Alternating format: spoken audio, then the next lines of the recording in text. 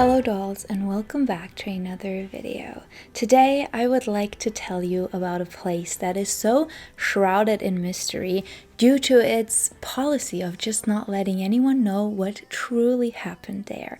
It is a place that became incredibly popular among Hollywood actors in the 30s and 40s, but would become a famous hideaway for rock stars in the 60s and 70s. Today I would like to take you back to the golden days of the Chateau Marmont and tell you about its history, the people that stayed there, the most absurd things that happened there, and all the tragedies that this building has seen.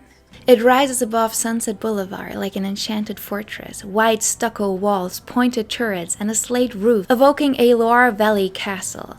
Built in 1929 as a luxury apartment house, the Chateau Marmont was modeled after Château d'Amboise in France.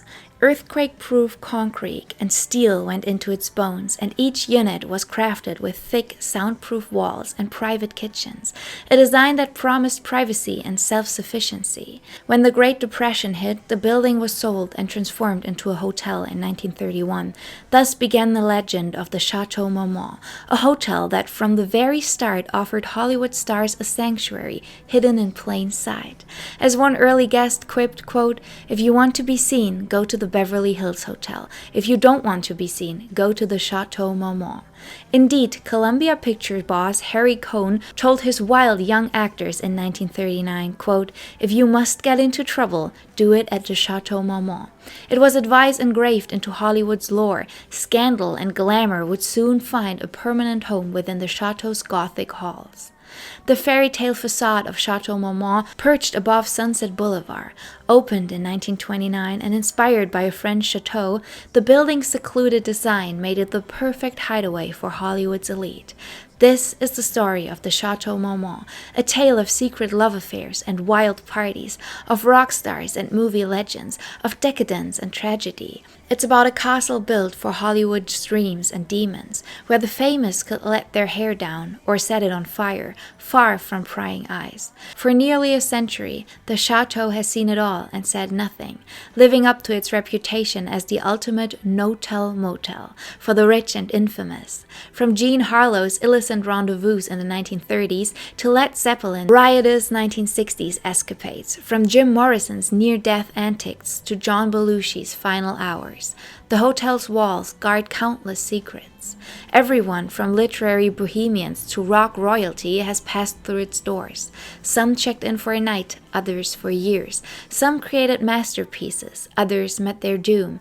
Through the chateau's long and layered history, especially its most legendary era in the 1960s and 70s, it became clear why this storybook castle on Sunset would grow into one of the most mythologized hotels in Hollywood. Chapter 1. A Castle Built for Secrets. When attorney Fred Horowitz broke ground on the Chateau Marmont in 1927, he envisioned an oasis of old-world charm in the wilds of 1920s Los Angeles. He chose a steep lute on an unpaved stretch of Sunset Boulevard and commissioned architect Arnold Weitzman and William Douglas Lee to design a replica of a French chateau. The result was an L-shaped Gothic building with 43 apartments complete with high-beamed ceilings, arched doorways, leaded windows, and a turreted tower.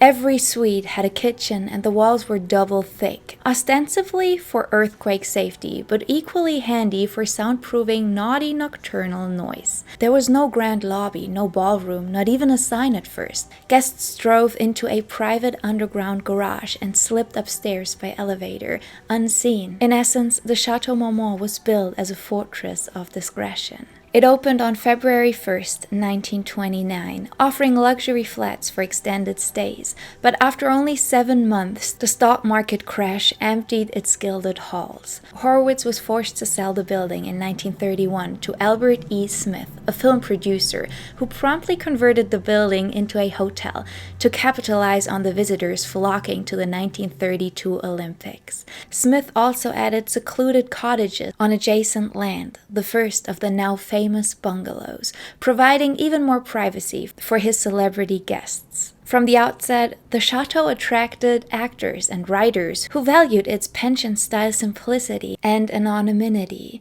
There was no glitzy restaurant or bustling lobby to navigate.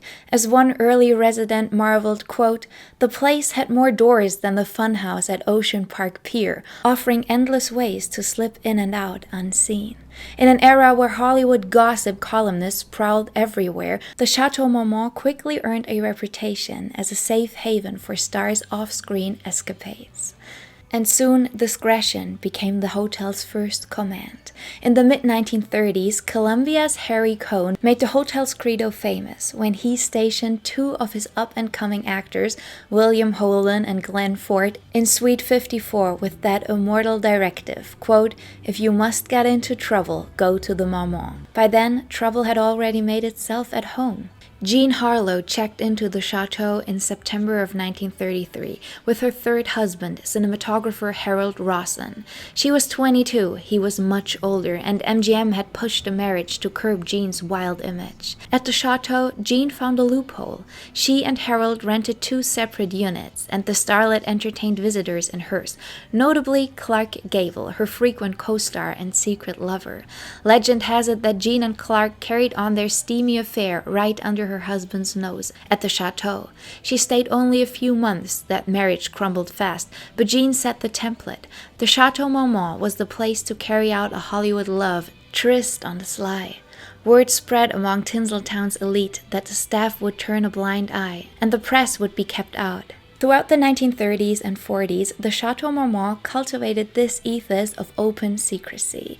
Erwin Brettauer, a German banker who bought the hotel in 1942, ensured it by welcoming those whom mainstream hotels shunned. He opened the Chateau's doors to black entertainers at a time of segregation. Duke Ellington strolled the halls, composing a suite of songs in his head, and actress Eartha Kitt could finally lodge in style.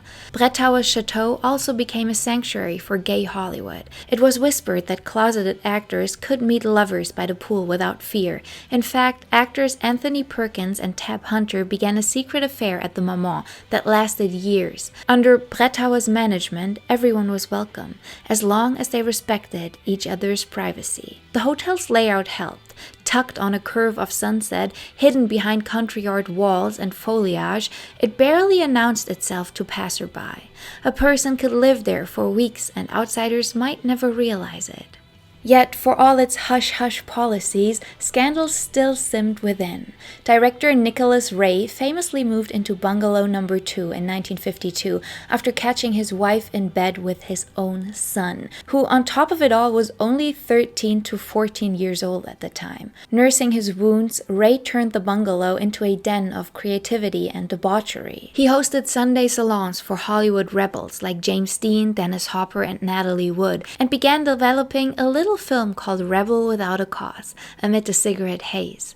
Ray even had the bungalow's interior recreated on a soundstage for use in the film, blurring art and life. But art imitated life in darker ways too. At 43, Ray started an affair with 16-year-old Natalie Wood, right there in the Chateau's confines. Their illicit romance and the underage partying around Rebel became one of the era's tawdry open secrets.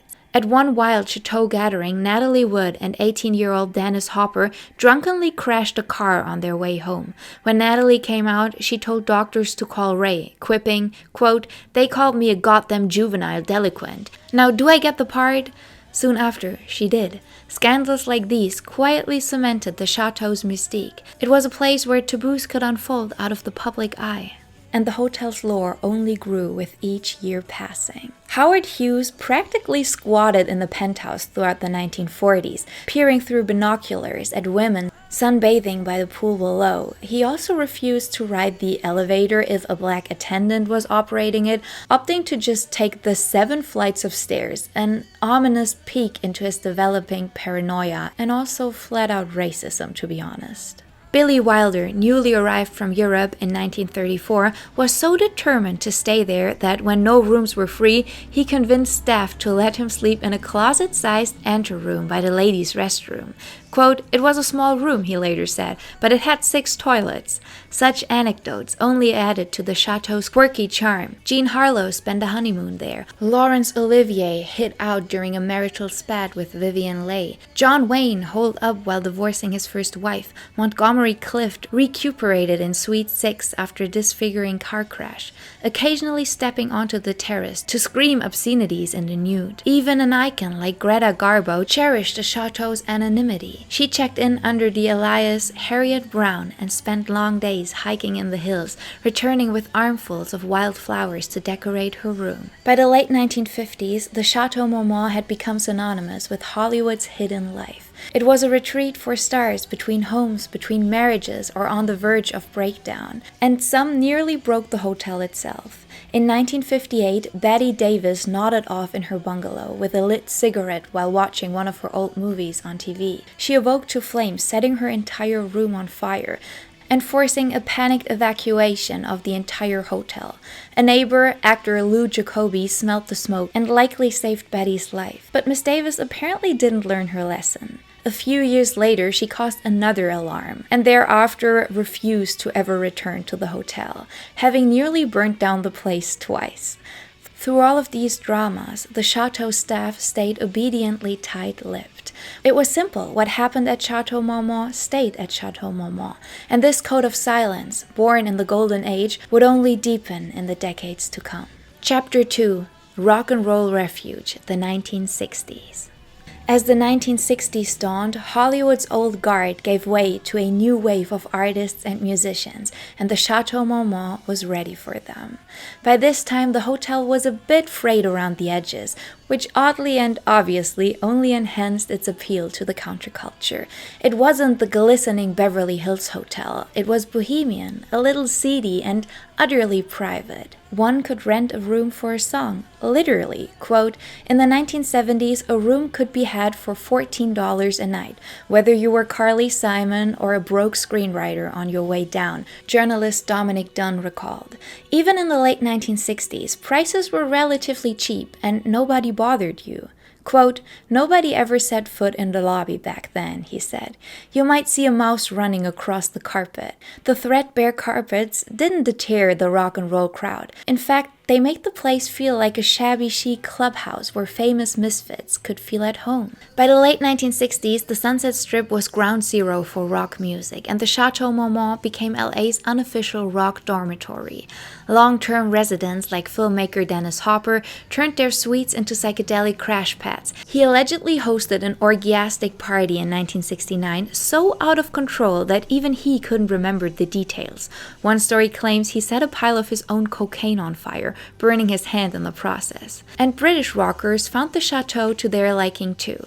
In 1968, the members of Led Zeppelin checked in and promptly caused such a ruckus, blasting music, throwing wild parties with a constant parade of girls, that management moved the band out of the main building and into separate bungalows, hoping to contain the chaos.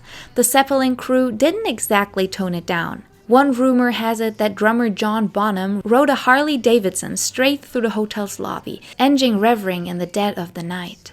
In truth, that infamous motorcycle caper likely happened down the street at the Hyatt House, fittingly dubbed the Riot House, but the legend of it happening at the chateau is too good not to be mentioned. I feel like the Hyatt House is equally shrouded in mystery as the Chateau Marmont, so if you would like to see a video all about the Hyatt House, famously nicknamed the Riot House, let me know, because there are some wild stories about this one. I have read about it in several biographies, and I feel like that would make a fun video as well, so let me know. Zeppelin's exploit at the Chateau Marmont were scandalous enough, even without the motorcycles. They were said to have stolen a room service card and used it to ferry around a group of naked groupies from room to room for a private after-party. By the time that they left, the group had made it abundantly clear that a new breed of guest, the rock star, had claimed the Chateau Marmont as their playground. And it wasn't just hard rockers. The hotel became a haven for the era's singer-songwriters and folk icons too. Joni Mitchell and Graham Nash practically made it a second home. When Nash's romance with Joni Mitchell unraveled in 1970, he checked into the Chateau to mend his broken heart. He ended up staying for 5 months in 1971, cocooned in a bungalow he later described as womb-like. Nash even wrote a song about the experience. Carried Away references a stranger's room, a note to his Château bungalow, where he was getting over Joni.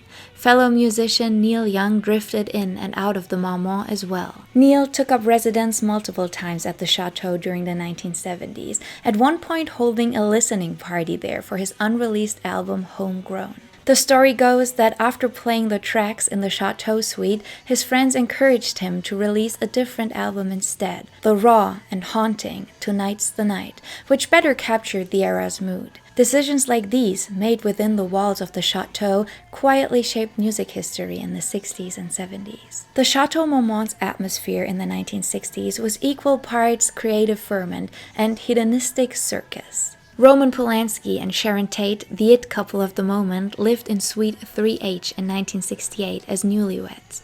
On Friday nights, their apartment became a salon for young Hollywood. Warren Beatty, Mira Farrow, Jack Nicholson, and more flocked to the Polanski-Tate soirees. The beautiful Sharon would drift through in mini dresses, while Roman screened artsy movies on the wall. It was an idyll until reality intervened. In early 1969, Sharon became pregnant and decided it was time to leave the freewheeling Chateau Marmont for a proper family home. The house they rented was 10050 Cielo Drive, where tragically, 6 months later, Sharon and her unborn baby were brutally murdered by the Manson family. That horrific crime, though it occurred elsewhere, forever links back to the Chateau in the footnote of fate. Sharon might have been safe in the castle on Sunset had they not moved when they did. Roman himself returned to the Chateau one final time in 1978, spending his final night in America there before fleeing the country amid statutory rape charges. I have spoken a lot more about all of this in my Sharon Tate video. I'm gonna link that here for you. It goes into her entire life story and also a little bit into her time at the Chateau. The hotel's guest list reads like a who's who of the 1960s zeitgeist, from Hollywood's darlings to counterculture icons. And amid this kaleidoscope of creatives, some truly outrageous episodes went down. A young actor named Richard Harris got himself blacklisted in the early 1960s for a drunken prank. He stumbled through the halls, pounding on strangers' doors, shouting that a nuclear bomb had dropped at the top of his lungs at 3 a.m. in the morning. Guests panicked, and management was understandably not amused. In the morning, Harris found his bags dumped on the curb, alongside a permanent ban from the Chateau. Decades later, though, the ban was finally lifted, bygones and all. Across the courtyard, Jim Morrison of The Doors was making his own bid for a destructive legend. Jim took up residence in a poolside bungalow in 1970, and true to form, he lived at the Chateau as if rules did not apply to him. Bungalow doors opened onto the pool area, and he liked to entertain himself by scaling the outside of the building, shimmying up drain pipes, leaping balcony to balcony, and swinging from tree limbs like a shirtless drunken Tarzan. And one night, he pushed it too far. Attempting to climb from his bungalow to a higher terrace, Jim lost his grip and plunged 2 stories onto the courtyard pavement. He was bruised and bloodied, but remarkably alive. The Lizard King later joked that the fall had, quote, used up the 8th of my 9 lives. The late 1960s also saw the Chateau Marmont double as a creative workshop for musicians. In 1968, New York's avant-garde darlings, the Velvet Underground, decamped from the East Coast and temporarily lived at the Chateau while recording their 3rd album. Surrounded by sun and sin instead of Andy Warhol's factory scene, the Velvets found new inspiration. Their self-titled Velvet Underground album from that stay has a quieter, reflective tone, perhaps influenced by the mellow California sun. Over Christmas of 1968, Led Zeppelin's John Bonham softened his rowdy image just long enough to cook a full holiday dinner at the Chateau's kitchen for his bandmates, a moment of domestic calm amid the storm of touring. Folk rock troubadour Van Morrison spent a winter at the hotel, and one night felt so moved by the spirit that he delivered an impromptu holiday concert in the lobby for whoever was around. Meanwhile, other residents were less harmonious. During Pink Floyd's stay, the English rockers liked to unwind by skinny dipping in the pool after hours. It turned out even the Chateau Marmont had its limits. Other guests complained by the late-night nude pool parties, and management had to diplomatically ask Pink Floyd to tone it down a little bit. Imagine being that one-night clerk who had to tell Pink Floyd to please put their pants back on. And as the 1960s gave way to the turbulent 1970s, the Chateau Marmont's image shifted from a glamorous hideaway to a decadent rock and roll flophouse, but a flophouse of the most exclusive kind. The hotel itself was aging and a bit shabby by 1970s standards. The owners during this period let the property deteriorate. Paint peeled, carpets frayed, and the once grand furnishings looked tired. Yet those very imperfections seemed to beckon the young, wild, and famous. Quote, throughout the 70s, as the Chateau sank into disrepair, it became a clubhouse for California's many debauched musicians, one chronicler wrote. It is said that Graham Parsons, the country rock pioneer, loved the Chateau so much that he shot the cover of his 1973 album GP in the lobby, posing in the middle of its threadbare jazz-age furniture. Graham Parsons would tragically die of an overdose at just 26 that year, although not at the hotel but during a trip to the desert. But he was another young talent from the scene gone too soon. Some also believe that the Eagles' legendary Hotel California from 1977 was inspired in part by the Chateau Marmont's eerie allure. You can check out anytime you like, but you can never leave, as the lyrics go. There's even a wink in the Grateful Dead song West LA Fadeaway, when Jerry Garcia sings, "I'm looking for a chateau, 21 rooms, but one will do." A likely reference to the Chateau Marmont's unmistakable profile on Sunset. The hotel had steeped into the culture as a symbol of Hollywood's dark charm, a real-life Hotel California, where excess was expected and the outside world felt a million miles away. Chapter 3: Decadence, Decline, and Revival, the 1970s and Beyond. By the mid-1970s, the Chateau Marmont was on the brink of dereliction. The once exclusive castle had become a bit of a free-for-all. Quote, people came to the chateau to fall apart, recalled Jill Salzman, who as a child spent 3 years living in Suite 46 with her actress mother. In the early 1970s, long-term residents included down-on-their-luck artists and freshly separated celebrities nursing their heartaches. Jill's next-door neighbor was none other than Graham Parsons, who doted on young Jill like a big brother. The little girl witnessed firsthand how the chateau offered refuge to broken souls. Graham was the first person who died just because, she later wrote. The hotel's finances were failing along with its furnishings, and an intervention was truly needed. In 1975, two investors, Raymond Sarlot and Carl Cantargian, bought the Chateau Marmont for a mere $1 million. That was a steal even back then. Walking through the property, they found plastic garbage piled up and an atmosphere of glorious neglect. Still, like so many before them, they fell under the spell of the chateau. Quote, the Marmont we discovered was a most friendly castle, Carl later said. We fell in love with the place, and the new owners set about restoring the building's faded beauty. They repainted walls, replaced threadbare carpets, and refurbished antique furniture. They even acquired adjacent cottages to expand the ground, turning them into new garden bungalows. Importantly, Raymond and Carl succeeded in having the Chateau Marmont declared an official historic cultural monument in 1976, protecting it from the wave of modern development sweeping Los Angeles. The grand old hotel was saved from the wrecking ball and slowly regained its dignity. But old habits die hard at the Chateau. Even as the paint dried on the renovations, the hotel's wild spirit persisted. It continued to host the high and the low, the sober and the inebriated, often all under the same roof. One particularly infamous guest checked in during this transitional period. John Belushi, the Saturday Night Live star and comedy legend, arrived at the Chateau in late February of 1982. John was only 33, but already a wreck. His drug habit had spiraled out of control, and friends were trying in vain to intervene. At the Chateau, Belushi ensconced himself in Bungalow number 3, one of the cozy modernist bungalows up the hill, the same Bungalow number 3 that Graham Nash and David Crosby had once harmonized in. For several days, Belushi went on a binge behind closed doors. Fellow actors Robert De Niro, who himself was living in a penthouse upstairs, and Robin Williams dropped by that first week of March to hang out, only to be alarmed by Belushi's condition and flee into the night.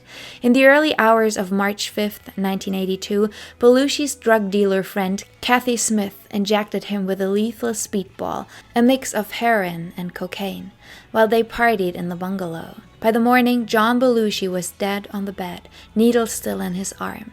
He was discovered by his trainer, who futilely tried to revive him. At just 33, one of the brightest lights in comedy was gone, and Chateau Marmont was about to face the harsh glare of public scrutiny. The news of Belushi's overdose at the Chateau Marmont exploded in the media. Paparazzi swarmed the hotel. Cameras flashed as Belushi's body was wheeled out of Bungalow number 3. For a place that prided itself on privacy, this was an unprecedented invasion.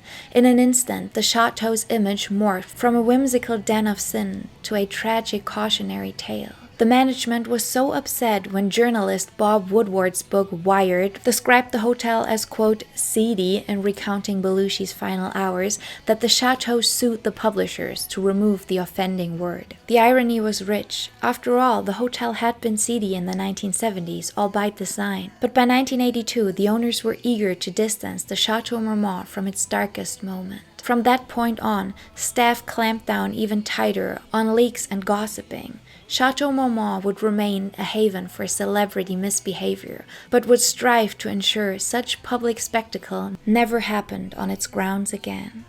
Under the stewardship of the new owners, and later the new owner André Ballas, secrecy and discretion became almost a religion at the Chateau. Staff were expected to be tight-lipped to an extreme. In later years, employees would routinely sign non-disclosure agreements and face immediately firing if caught blabbing about guests. No photos, no social media, no questions asked. These are the unwritten and sometimes written rules of the Chateau Marmont. It's an old-school ethos that keeps modern Hollywood stars coming back. As one observer noted, quote, whether they're getting up to shenanigans or not, people who frequent five-star spots don't enjoy having their business spilled. An A-lister will never forgive being burned by a mouthy staffer or fellow guest. The Chateau understood this well. Up to this day, it's known for keeping their guests' business private. Meanwhile, the Chateau's reputation for scandal and celebrity only grew in pop culture. The hotel itself became a character in art and media. In the 1980s, celebrity photographer Helmut Newton took up residence, rooms 29, 39, or 49, depending on his mood, and roamed the halls photographing nude models in kitchens, on balconies, and in laundry rooms, capturing the building's naughty aura on film. As fate would have it, Newton would meet his end, leaving the Chateau's driveway in 2004, suffering a heart attack and crashing his Cadillac into the wall, his final dramatic photograph already taken. Today, the Chateau Marmont still stands majestically at 8221 Sunset Boulevard, relatively unchanged in its outward appearance. Hotelier Andrew Bellis bought it in 1990 and gave the entire property an update. Modern comforts were added, air conditioning, a chic restaurant, and a new gym, but always cloaked in vintage style, so nothing felt too new. The torn carpets were replaced with custom checkerboard floors, antique stoves were refurbished, rich fabrics and dim amber lighting gave every corner a jazz-age glow. But he knew better than to erase the patina of history. He even left some Helmut Newton photos out on display, a wink at the hotel's legendary past. After so many decades, the Chateau Marmont endures as Hollywood's most seductive hideaway. Its walls have witnessed passionate love affairs and drug-fueled breakdowns, Oscar winners and unknown artists, final breaths and fresh starts. As songwriter Leonard Cohen, a frequent guest, once mused, "I have always liked it here. It's like living in a poem." Perhaps that's because the chateau is steeped in contradictions. It's a luxurious hotel that felt like a ramshackle dorm, a public venue run like a private clubhouse, a serene retreat that has seen raucous sin, a place of glamour and rot, love and ruin, to borrow a phrase fitting of its story. The late 1960s and 70s may have been its most notorious era, but every chapter of its existence added layers to the myth. As historian Sean Levy noted, the chateau's real history was glamorous in flashes, but those flashes, amplified by fame, became blinding. In the final tally, the Chateau Marmont has outlived nearly all its legends. Jean Harlow, Clark Gable, Jim Morrison, John Belushi, they're long gone, but the chateau still presides over Sunset Boulevard, implacable and intriguing. Its great trick is how it remains famous for being secretive. The chateau has always offered an escape into the times of bygone glamour. The staff still whisper a courteous "welcome, we're so glad to have you," and never repeat what they hear in the hallway. The hotel's unofficial motto might as well be the old warning: check in anytime you like, but you can never leave. Guests come and go, but their stories become part of the Chateau Marmont's permanent collection, locked away in the vault of its walls. As evening falls in West Hollywood, you can drive past the Chateau Marmont and see lights glowing behind those castle-like windows. You might imagine some beautiful young starlet slipping into a silk robe, or a burnt-out rock god scribbling lyrics at the kitchenette table. The castle on Sunset continues to beckon the famous and the damned alike, promising sanctuary and spectacle in equal measure. Nearly a century on, the Chateau Marmont remains what it has always been, Hollywood's most glamorous hideaway, a place where trouble and legend are welcome to spend the night, as long as they don't invite the press. In the Chateau's saga of glory, shenanigans, and occasional sorrow, one thing is certain: its legend will only grow. After all, there are many hotels in Los Angeles, but there's only one Chateau Marmont. The stories born there are part of Hollywood's own mythology now. Secrets whispered under Gothic eaves, waiting for the next guest to add a new chapter. So that is it for today's video. That is it for the history of the legendary Chateau Marmont. I really felt like this video needed a place on my channel because I speak about the Chateau Marmont quite frequently in videos, and I know that you're always interested in just seeing the bigger picture, and I'm trying on my channel to just build this picture of the 1960s at different places, different people, and I feel like with each video I'm adding another puzzle piece to this big picture for you to understand the time and the people and the music and the art. And I feel like the places that these people stayed in played such a huge role in shaping the decades that I really wanted to share this video. But yeah, I feel like this was also a little different because usually I don't focus that much on times prior to the 60s and past the 1970s, so let me know what you thought and whether you like me branching out a little out of the 60s and 70s to paint the bigger picture. But yeah, I really hope you enjoyed the video. Let me know what's the strangest, most outrageous story you've ever heard about the chateau, because there are many stories, many whispers going around, and a lot of it isn't confirmed because the chateau holds itself to this very high policy of what happens at the Chateau Marmont stays at the Chateau Marmont. So yeah, I would love to read all of those stories. If you enjoyed the video, I would love you to give it a thumbs up and maybe even share it with a friend. It supports me, it supports the channel, and it would truly mean the world. I hope you have a beautiful day. Go out, enjoy the sunshine. Take yourself some time to focus on you and your mental health today, and I will catch you in the next video. Bye, dolls!